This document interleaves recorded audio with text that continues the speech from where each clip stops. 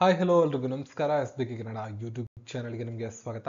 RPF constable ಮತ್ತು SI ಪರೀಕ್ಷೆಗೆ ಸಂಬಂಧಪಟ್ಟಂಗೆ ಡಿಸೆಂಬರಲ್ಲಿ ಎಕ್ಸಾಮ್ ಇದೆ. ಅದಕ್ಕೆ ಸಂಬಂಧಪಟ್ಟಂಗೆ ನಿಮಗೆ 2024-25 ಸರಣಿ ಒಂದಿಷ್ಟು ತರಗತಿಗಳನ್ನ ಮಾಡ್ತೀನಿ. ಇದರಲ್ಲಿ ನಿಮಗೆ GK, CA, ಮೆಂಟಲ್ ಅಬಿಲಿಟಿ, ರೀಸನಿಂಗ್ನ ಒಂದಿಷ್ಟು ಕ್ವಶನ್ಸ್ಗಳನ್ನ ಪ್ರತಿದಿನ ಕೊಡ್ತಾ ಹೋಗ್ತೀನಿ. ಇದರ ನೋಟ್ಸ್ಗಳನ್ನು ನೀವು PDF ಮೂಲಕ ಪಡ್ಕೋಬೋದು. ನಮ್ಮ ಪೇಯ್ಡ್ ಟೆಲಿಗ್ರಾಮ್ ಗ್ರೂಪ್ಗೆ ಸೇರಿಕೊಂಡು ಅದ್ರ ಬಗ್ಗೆ ಒಂದಿಷ್ಟು ಮಾಹಿತಿನ ನಿಮಗೆ ಕೊಡ್ತೀನಿ. ಸೊ ಈ ರೀತಿಯಾಗಿ ನಿಮಗೆ RRBಯ ಎಲ್ಲ ಕೋರ್ಸಸ್ಗಳು ಅಂದರೆ ಒಂದೇ ಗ್ರೂಪ್ ಇರುತ್ತೆ ನಿಮಗೆ. RRB ಗ್ರೂಪ್ ಅಂತ ಮಾಡಿದ್ದೀವಿ. ಅದರಲ್ಲಿ RRBದು ಟೆಕ್ನಿಷಿಯನ್ ಇರ್ಬೋದು, RPF ಇರ್ಬೋದು, SI ಇರ್ಬೋದು, NTPC ಇರ್ಬೋದು ಮತ್ತು ಲೆವೆಲ್ 1 ಅಥವಾ ಗ್ರೂಪ್ ಡಿಗೆ ಸಂಬಂಧಪಟ್ಟ ಒಂದು ಟೆಲಿಗ್ರಾಮ್ ಗ್ರೂಪನ್ನು ಮಾಡಿದ್ವಿ, ಪ್ರೈವೇಟ್ ಗ್ರೂಪನ್ನು. 99 ಪೇ ಮಾಡಿ ವಾಟ್ಸಪ್ ನಂಬರಲ್ಲಿ ಕಾಣ್ತಾ ಇದೆ. ಈ ವಾಟ್ಸಪ್ ನಂಬರ್ಗೆ ನೀವು ಮೆಸೇಜ್ ಮಾಡಬೇಕು. ವಾಟ್ಸಪ್ ನಂಬರ್ಗೆ ಪೇ ಮಾಡಬೇಡಿ ಯಾವುದೇ ಕಾರಣಕ್ಕೂ. QR ಕೋಡನ್ನು ವಾಟ್ಸಪ್ಪಲ್ಲಿ ಕೊಡಲಾಗುತ್ತೆ. ಸೊ ವಾಟ್ಸಪ್ಪಲ್ಲಿ ಕಾಂಟ್ಯಾಕ್ಟ್ ಮಾಡಿಬಿಟ್ಟು ನೀವು ಅಲ್ಲಿ QR ಕೋಡನ್ನು ತೊಗೊಂಡು ಅಥವಾ ಅಲ್ಲಿ ಪೇಮೆಂಟ್ ಆಪ್ಷನ್ನ ತೊಗೊಂಡು 99 ಪೇ ಮಾಡಿದ್ರೆ ನಿಮಗೆ ಒಂದು ಪ್ರೈವೇಟ್ ಗ್ರೂಪ್ಗೆ ಆ್ಯಡ್ ಮಾಡಲಾಗುತ್ತೆ. ಅಲ್ಲಿ ಈ ದಿನದಿಂದ ನಡೆಯುವಂಥ ಎಲ್ಲ ಕ್ಲಾಸಸ್ಗಳು ಮತ್ತು ಆಲ್ರೆಡಿ NCERT ಎಲ್ಲ ಟೆಕ್ಸ್ಟ್ ಬುಕ್ಗಳ PDF ಶೇರ್ ಮಾಡಲಾಗಿದೆ, ಕ್ಲಾಸ್ ನೋಟ್ಸ್ಗಳು ಮತ್ತು ಕಳೆದ ವರ್ಷದ NTPC ಕ್ವಶನ್ ಪೇಪರ್ಸ್ನೆಲ್ಲ ಶೇರ್ ಮಾಡಲಾಗಿದೆ. ಸಂಪೂರ್ಣ ಮಾಹಿತಿ ಟೆಲಿಗ್ರಾಮಲ್ಲಿ ಸಿಗುತ್ತೆ. ಪ್ರತಿಯೊಂದು PDF ಕೂಡ ನಿಮಗೆ ಈ ಟೆಲಿಗ್ರಾಮಲ್ಲೇ ಅವೈಲೇಬಲ್ ಇರುತ್ತೆ. ಹೆಚ್ಚಿನ ಮಾಹಿತಿಗೆ ನೀವು ಈ ವಿಡಿಯೋದ ಡಿಸ್ಕ್ರಿಪ್ಷನ್ ಇರೋ ವಾಟ್ಸಪ್ ನಂಬರ್ನ ಕಾಂಟ್ಯಾಕ್ಟ್ ಮಾಡಿ ಅಲ್ಲಿ ಹೆಚ್ಚಿನ ಮಾಹಿತಿಯನ್ನು ಪಡ್ಕೊಳ್ಳಿ. ಆ ನಂಬರ್ಗೆ ಪೇ ಮಾಡಕ್ಕೆ ಹೋಗ್ಬೇಡಿ. ಕ್ವಶನ್ ಆ್ಯಂಡ್ ಆನ್ಸರ್ಸ್ನ ನೋಡ್ತಾ ಹೋಗೋಣ. ಇವತ್ತಿನ ತರಗತಿ ಇದು. ಮಾರ್ಚ್ 2022ರಲ್ಲಿ ವಿಮಾ ನಿಯಂತ್ರಣ ಅಭಿವೃದ್ಧಿ ಪ್ರಾಧಿಕಾರ IRDAIನ ಅಧ್ಯಕ್ಷರಾಗಿ ಯಾರು ನೇಮಕಗೊಂಡಿದ್ದಾರೆ? ಆಪ್ಷನ್ಸ್ಗಳಿವೆ. ಪ್ರಶ್ನೆಗೆ ಸರಿಯಾದ ಉತ್ತರವನ್ನು ವಿಡಿಯೋನ ಪಾಸ್ ಮಾಡಿ ಕೂಡ ಕೊಡ್ಬೋದು. ಸರಿಯಾದ ಉತ್ತರ ದೇಬಾಶಿಶ್ ಪಾಂಡಾ ಅವರು. ದೇಬಾಶಿಶ್ ಪಾಂಡಾ ಅವರನ್ನ ಮಾರ್ಚ್ 2022ರಲ್ಲಿ ವಿಮಾ ನಿಯಂತ್ರಣ ಮತ್ತು ಅಭಿವೃದ್ಧಿ ಪ್ರಾಧಿಕಾರದ ಅಧ್ಯಕ್ಷರನ್ನಾಗಿ ನೇಮಕ ಮಾಡಲಾಗಿದೆ. ಅವರ ನೇಮಕಾತಿಗೂ ಮೊದಲು ದೇಬಾಶಿಶ್ ಪಾಂಡಾ ಅವರು ಹಣಕಾಸು ಸಚಿವಾಲಯದ ಹಣಕಾಸು ಸೇವೆಗಳ ಇಲಾಖೆಯ ಕಾರ್ಯದರ್ಶಿಯಾಗಿ ಕೆಲಸ ಮಾಡ್ತಾ ಇದ್ರು. ಭಾರತೀಯ ವಿಮಾ ನಿಯಂತ್ರಣ ಅಭಿವೃದ್ಧಿ ಪ್ರಾಧಿಕಾರ ಅನ್ನೋದು 1999ರಲ್ಲಿ ಸಂಸತ್ತಿನ ಕಾಯ್ದೆಯ ಮೂಲಕ ಸ್ಥಾಪನೆಯಾಗಿರ್ತಕ್ಕಂತಹ ಸಂಸ್ಥೆ. ಇದರ ಧ್ಯೇಯ ಏನು ಅಂದ್ರೆ ಪಾಲಿಸಿದಾರರ ಹಿತಾಸಕ್ತಿಗಳನ್ನು ರಕ್ಷಣೆ ಮಾಡೋದು, ನಿಯಂತ್ರಿಸುವುದು, ಉತ್ತೇಜಿಸುವುದು ಮತ್ತು ವಿಮಾ ಉದ್ಯಮದ ಕ್ರಮಬದ್ಧ ಬೆಳವಣಿಗೆಯನ್ನು ಖಚಿತಪಡಿಸುವುದು. ಇದರ ಪ್ರಧಾನ ಕಚೇರಿ ತೆಲಂಗಾಣದ ಹೈದರಾಬಾದ್ನಲ್ಲಿ ಕಂಡುಬರುತ್ತೆ. ಜೂನ್ 2023ರಲ್ಲಿ ಭಾರತೀಯ ರಿಸರ್ವ್ ಬ್ಯಾಂಕ್ನ ಉಪ ಗವರ್ನರ್ ಆಗಿ ಯಾರು ನೇಮಕಗೊಂಡಿದ್ದಾರೆ? RBIನ ಕುರಿತು ನಿಮಗೆ ಪ್ರಾಪರ್ ಆಗಿ ಗೊತ್ತಿರಬೇಕು. ರೈಲ್ವೆ ಎಕ್ಸಾಮ್ಸ್ ಅಂದ್ರೆ RBIನ ಸ್ಪಷ್ಟತೆ ಇರಬೇಕಾಗತ್ತೆ. RBI ಕುರಿತು ಸಣ್ಣ ಸಣ್ಣ ಮಾಹಿತಿ ಕೂಡ ಇರಬೇಕಾಗತ್ತೆ. ಸೊ RBIನ ಪ್ರಸ್ತುತ ಗವರ್ನರ್ ಯಾರು, ಮೊದಲನೇ ಗವರ್ನರ್ ಯಾರು, ಎಷ್ಟನೇ ಗವರ್ನರ್ ಆಗಿದ್ದಾರೆ, ಉಪ ಗವರ್ನರ್ಗಳು ಎಷ್ಟು ಜನ ಇರ್ತಾರೆ, ಈಗ ಯಾರ್ಯಾರು ಇದ್ದಾರೆ, ಎಲ್ಲ ಮಾಹಿತಿಗಳು ಇರಬೇಕಾಗತ್ತೆ. ಸೊ ಈ ಪ್ರಶ್ನೆಗೆ ಸರಿಯಾದ ಉತ್ತರ ಸ್ಪೆಸಿಫಿಕ್ ಆಗಿ ರೈಲ್ವೇಸ್ಗಳಲ್ಲಿ ಈ ಥರ ಮೆನ್ಷನ್ ಮಾಡಿರ್ತಾರೆ. ಆ ಡೇಟ್ಸ್ ನೋಡ್ಕೋಬೇಕು ನೀವು. ಜೂನ್ 2023 ಅಂತ ಕೊಟ್ಟಿದ್ದಾರೆ. ಕಳೆದ ವರ್ಷ 2023ರಲ್ಲಿ ಸ್ವಾಮಿನಾಥನ್ ಜಾನಕಿರಾಮನ್ ಅವರು RBIನ ಉಪ ಗವರ್ನರ್ ಆಗಿ ನೇಮಕಗೊಂಡ್ರು. ಸ್ವಾಮಿನಾಥನ್ ಜಾನಕಿರಾಮನ್ ಅವರು RBIನ ಡೆಪ್ಯೂಟಿ ಗವರ್ನರ್ ಆಗಿ ಜೂನ್ 2023ರಲ್ಲಿ ನೇಮಕಗೊಳ್ತಾರೆ. ಮಹೇಶ್ ಕುಮಾರ್ ಜೈನ್ ಅನ್ನೋರು ಅಲ್ಲಿ ನಿವೃತ್ತಿ ಆಗ್ತಾರೆ. ಅವರ ಉತ್ತರಾಧಿಕಾರಿಯಾಗಿ ಇವರು ಬರ್ತಾರೆ.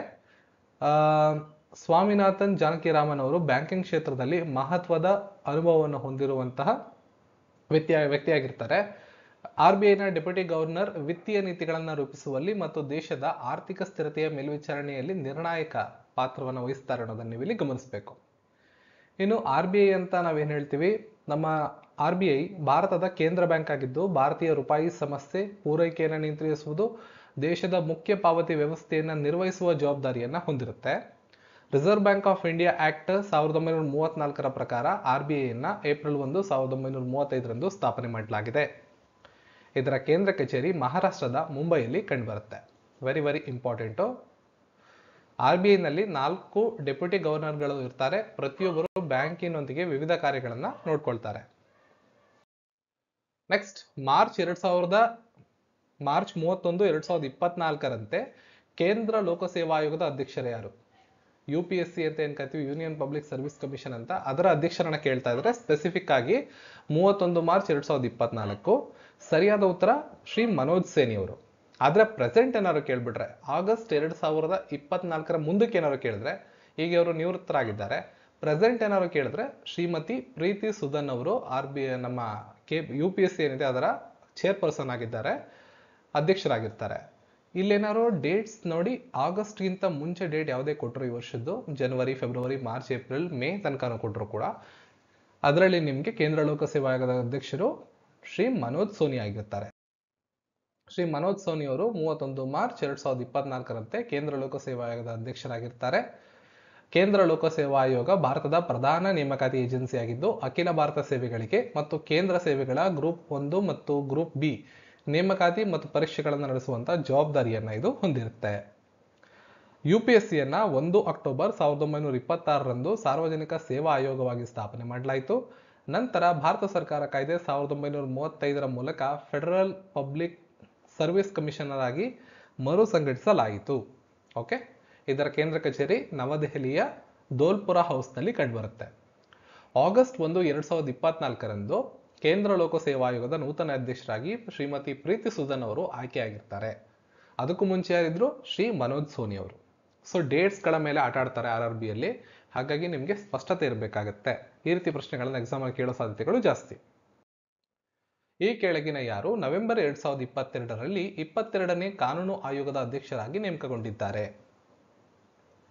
ಆಯ್ಕೆಗಳನ್ನು ನೋಡ್ಕೊಳ್ಳಿ. ಸರಿಯಾದ ಉತ್ತರ ನ್ಯಾಯಮೂರ್ತಿಗಳಾದ ರಿತುರಾಜ್ ಅವಸ್ಥಿ. 2022ರಲ್ಲಿ 22ನೇ ಕಾನೂನು ಆಯೋಗದ ಅಧ್ಯಕ್ಷರಾಗಿ ನೇಮಕಗೊಳ್ತಾರೆ. ಆಗಸ್ಟ್ 2021ರಲ್ಲಿ ತಮ್ಮ ಅವಧಿಯನ್ನ ಪೂರ್ಣಗೊಳಿಸಿದಂತ ನ್ಯಾಯಮೂರ್ತಿಗಳಾದ BS ಚೌಹಾಣ್ ಅವರ ಉತ್ತರಾಧಿಕಾರಿ, ಅಂದ್ರೆ ಇದಕ್ಕೂ ಮುಂಚೆ 21ನೇ ಕಾನೂನು ಆಯೋಗದ ಅಧ್ಯಕ್ಷರಾಗಿದ್ರು BS ಚೌಹಾಣ್ ಅವರಾಗಿದ್ರು. ಇದು ನಿಮಗೆ ಗೊತ್ತಿರಬೇಕು. ನ್ಯಾಯಮೂರ್ತಿ ಅವಸ್ಥಿಯವರು ಕಾನೂನು ಆಯೋಗದ ಅಧ್ಯಕ್ಷರಾಗಿ ನೇಮಕಗೊಳ್ಳುವ ಮೊದಲು ಅಲಹಾಬಾದ್ ಹೈಕೋರ್ಟ್ನ ನ್ಯಾಯಾಧೀಶರಾಗಿದ್ದರು. ಇದೇನು ಭಾರತದ ಕಾನೂನು ಆಯೋಗ ಅಂದ್ರೆ ಭಾರತ ಸರ್ಕಾರದ ಆದೇಶದ ಮೂಲಕ ಸ್ಥಾಪನೆಯಾಗಿರ್ತಕ್ಕಂಥ ಕಾರ್ಯನಿರ್ವಾಹಕ ಸಂಸ್ಥೆ ಇದು. ಆಯೋಗದ ಕಾರ್ಯ ಕಾನೂನು ಸುಧಾರಣೆಯ ಕುರಿತು ಭಾರತ ಸರ್ಕಾರಕ್ಕೆ ಸಂಶೋಧನೆ ಮತ್ತು ಸಲಹೆಯನ್ನು ನೀಡುವುದು ಹಾಗೂ ಕಾನೂನು ತಜ್ಞರಿಂದ ಕೂಡಿದ ನಿವೃತ್ತ ನ್ಯಾಯಾಧೀಶರ ನೇತೃತ್ವದಲ್ಲಿ ಇದನ್ನ ಮಾಡಲಾಗುತ್ತೆ. ಇಷ್ಟು ನಿಮ್ಗೆ ಗೊತ್ತಿದ್ರೆ ಸಾಕಾಗತ್ತೆ.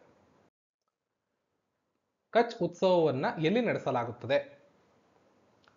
ಇದಿಷ್ಟು ನೇಮಕಾತಿಗಳ ಒಂದಿಷ್ಟು ಪ್ರಶ್ನೆಗಳನ್ನ ನೋಡಿದ್ವಿ. ಈಗ ಸಾಮಾನ್ಯವಾದ GK ನೋಡೋಣ. ಈ ತರ ಕ್ವಶನ್ಸ್ ಗಳನ್ನ RRBಯಲ್ಲಿ ಎಕ್ಸ್ಪೆಕ್ಟ್ ಮಾಡಬಹುದು ನೀವು. ಕಚ್ ಉತ್ಸವವನ್ನ ಎಲ್ಲಿ ನಡೆಸಲಾಗುತ್ತೆ? ಸೊ ಕಚ್ ಉತ್ಸವವನ್ನ ಗುಜರಾತ್ನ ಭುಜ್ ಅಲ್ಲಿ ನಡೆಸಲಾಗುತ್ತೆ. ಗುಜರಾತ್ನ ಭುಜ್. ರನ್ ಉತ್ಸವ ಕೂಡ ಗುಜರಾತ್ನ ಕಚ್ನಲ್ಲಿ ಒಂದು ನಡೆಸುವಂತ ಹಬ್ಬವಾಗಿದೆ. ರನ್ ಉತ್ಸವ 3 ತಿಂಗಳ ಅವಧಿಯ ಸಂಗೀತ, ನೃತ್ಯ, ವೈಟ್ ರಾನ್ ಪ್ರಕೃತಿ ಸೌಂದರ್ಯ ಮತ್ತು ಹುಣ್ಣಿಮೆಯಲ್ಲಿ ನಡೆಯುವಂತ ಒಂದು ಹಬ್ಬವಾಗಿದೆ. ನಿಮಗೆ ಗೊತ್ತಿರಬೇಕು. ರನ್ ಹಬ್ಬ ಪ್ರತಿ ವರ್ಷ ಅಕ್ಟೋಬರ್ನಿಂದ ಫೆಬ್ರವರಿ 3ನೇ ವಾರದವರೆಗೆ ನಡೆಯುತ್ತೆ. ಗುಜರಾತ್ ರಾಜ್ಯದ ಪ್ರಸ್ತುತ ಪ್ರವಾಸೋದ್ಯಮ ಮಂತ್ರಿಗಳು ಜವಾಹರ್ ಚಾಡ್ಬಾ. ಈ ರಾಜ್ಯಗಳು, ರಾಜಧಾನಿಗಳು, ಕೇಂದ್ರದ ಮಂತ್ರಿಗಳು ಮತ್ತು ಕೆಲವೊಂದಿಷ್ಟು ಪ್ರಮುಖ ಖಾತೆಗಳ ಬಗ್ಗೆ ನಿಮಗೆ ಮಾಹಿತಿ ಇರಬೇಕಾಗತ್ತೆ. ರೈಲ್ವೇಸ್ ಅಲ್ಲಿ ಕೇಳ್ತಾರೆ. ಈ ಕೆಳಗಿನ ಯಾವ ಬುಡಕಟ್ಟುಗಳು ಭಾರತದಲ್ಲಿ ವಾಸಿಸುವುದಿಲ್ಲ? ಗೋಂಡಾ, ಮಸಾಯಿ, ಸಂತಾಲ್, ತಾರು. ಗೋಂಡಾ ಭಾರತದಲ್ಲಿ ಇದೆ, ಸಾಂತಾಲ್ ಕೂಡ ಇದೆ, ತಾರು ಕೂಡ ಇದೆ. ಮಸಾಯಿ ಅನ್ನೋ ಬುಡಕಟ್ಟು ಜನಾಂಗ ಭಾರತದಲ್ಲಿ ವಾಸ ಮಾಡೋದಿಲ್ಲ. ಇದು ಕೀನ್ಯಾ ಮತ್ತು ತಾಂಜಾನಿಯಾ ಅನ್ನೋ ದೇಶದಲ್ಲಿ ವಾಸ ಮಾಡುವಂತ ಬುಡಕಟ್ಟು ಜನಾಂಗವಾಗಿದೆ. ಅವರು ತಮ್ಮ ವಿಶಿಷ್ಟ ಸಂಸ್ಕೃತಿ, ಸಂಪ್ರದಾಯಗಳು ಮತ್ತು ಉಡುಗೆಗೆ ಹೆಸರುವಾಸಿಯಾಗಿರ್ತಾರೆ. ಹಾಗಾಗಿ ಈ ಗುಂಪಿಂದ ಇದನ್ನು ಆಚೆ ತೆಗಿಬೇಕು. ಗೊಂಡಾ ಅನ್ನೋದು ಭಾರತದ ಅತಿ ದೊಡ್ಡ ಬುಡಕಟ್ಟು ಗುಂಪುಗಳಲ್ಲಿ ಒಂದಾಗಿದ್ದು ಮಧ್ಯಪ್ರದೇಶ, ಛತ್ತೀಸ್ಗಢ, ಮಹಾರಾಷ್ಟ್ರ, ಒಡಿಸ್ಸಾ ಮತ್ತು ಆಂಧ್ರದಲ್ಲಿ ಕಂಡುಬರುತ್ತೆ. ಸಂತಾಲ ಬುಡಕಟ್ಟು ಜನಾಂಗ ಪ್ರಾಥಮಿಕವಾಗಿ ಜಾರ್ಖಂಡ್, ಪಶ್ಚಿಮ ಬಂಗಾಳ, ಬಿಹಾರ, ಒಡಿಸ್ಸಾದಲ್ಲಿ ಕಂಡುಬರ್ತಾರೆ. ಇನ್ನು ಥಾರು ಭಾರತದ ಉತ್ತರಾಖಂಡ, ಉತ್ತರ ಪ್ರದೇಶ, ಬಿಹಾರದ ತೆರೈ ಪ್ರದೇಶಗಳಲ್ಲಿ ವಾಸ ಮಾಡುವಂತ ಬುಡಕಟ್ಟು ಜನಾಂಗವಾಗಿದೆ. ಇಂಪಾರ್ಟೆಂಟ್ ನೋಡ್ಕೊಂಡೆ.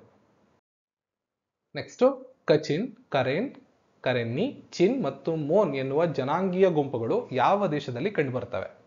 ಭಾರತದ ನೆರೆಹೊರೆಯ ರಾಷ್ಟ್ರಗಳ ಬಗ್ಗೆ ಪ್ರಶ್ನೆಗಳನ್ನ ಸಾಮಾನ್ಯವಾಗಿ ಕೇಳ್ತಾ ಹೋಗ್ತಾರೆ, ನೋಡ್ಕೊಂಡಿರಿ. ಸರಿಯಾದ ಉತ್ತರ ಮಯನ್ಮಾರ್. ಮಯನ್ಮಾರ್ ಅನ್ನ ಬರ್ಮಾ ಅಂತ ಕೂಡ ಕರೀತಾರೆ. ಇದು ವಲಯ ಪರ್ಯಾಯ ದ್ವೀಪದ ಪಶ್ಚಿಮ ಕರಾವಳಿಯಲ್ಲಿರುವ ಆಗ್ನೇಯ ಏಷ್ಯಾದ ದೇಶವಾಗಿದೆ. ಇದು ಭಾರತ, ಬಾಂಗ್ಲಾದೇಶ, ಚೀನಾ, ಲಾವೋಸ್ ಮತ್ತು ಥೈಲ್ಯಾಂಡ್ ದೇಶಗಳ ಜೊತೆಗೆ ಗಡಿಯನ್ನು ಹಂಚಿಕೊಳ್ಳುತ್ತೆ. ಇಲ್ಲಿ ಕಚಿನ್, ಕರೆನ್, ಕರೆನ್ನಿ, ಚಿನ್ ಮತ್ತು ಮೋನ್ ಎನ್ನುವ ಜನಾಂಗೀಯ ಗುಂಪುಗಳು ವಾಸ ಮಾಡ್ತವೆ. ತನ್ನದೇ ಆದ ವಿಶಿಷ್ಟ ಭಾಷೆ, ಸಂಸ್ಕೃತಿ ಮತ್ತು ಇತಿಹಾಸವನ್ನು ಇಲ್ಲಿ ನಾವು ಕಾಣ್ಬೋದಾಗಿರುತ್ತೆ. ಇದಿಷ್ಟು ಇಂದಿನ ಈ ದಿನದ ತರಗತಿಯ ಕ್ಲಾಸಸ್ನ ಕ್ವಶನ್ ಅಂಡ್ ಆನ್ಸರ್ಸ್. ಇದೇ ರೀತಿ ನಿಮಗೆ ಪ್ರತಿದಿನ ಒಂದಿಷ್ಟು ಕ್ವಶನ್ ಅಂಡ್ ಆನ್ಸರ್ಸ್ನ ನೀಡ್ತಾ ಹೋಗ್ತೀನಿ. ನೀವು ನೋಟ್ಸ್ ಮಾಡ್ಕೊತಾ ಹೋಗ್ಬೋದು, ಅಥವಾ ನಮ್ಮ ಟೆಲಿಗ್ರಾಮ್ ಗ್ರೂಪ್ಗೆ, ಪೇಯ್ಡ್ ಟೆಲಿಗ್ರಾಮ್ ಗ್ರೂಪ್ ಏನಿದೆ ಅದಕ್ಕೆ ಜಾಯ್ನ್ ಆದರೆ ಪ್ರತಿದಿನದ ಕ್ಲಾಸ್ನ ಆ ದಿನದ ಸಂಜೆ ನಾನು ಅಲ್ಲಿ ಅಪ್ಡೇಟ್ ಮಾಡ್ತೀನಿ, ಅದನ್ನು ನೀವು ನೋಡ್ಕೊತಾ ಹೋಗ್ಬೋದಾಗಿರುತ್ತೆ. ಇದಾಗಿತ್ತು ಈ ಮಾಹಿತಿ. ಈ ಕ್ಲಾಸಸ್ ನಿಮ್ಗೆ ಇಷ್ಟ ಆಗಿರೋ ವಿಡಿಯೋನ ಲೈಕ್ ಮಾಡಿ, ಶೇರ್ ಮಾಡಿ, ಚಾನಲ್ನ ಸಬ್ಸ್ಕ್ರೈಬ್ ಮಾಡ್ಕೊಳ್ಳಿ. ಸಿಗೋಣ ಮತ್ತೊಂದು ವಿಡಿಯೋಗೆ. ಎಲ್ರಿಗೂ ಧನ್ಯವಾದಗಳು.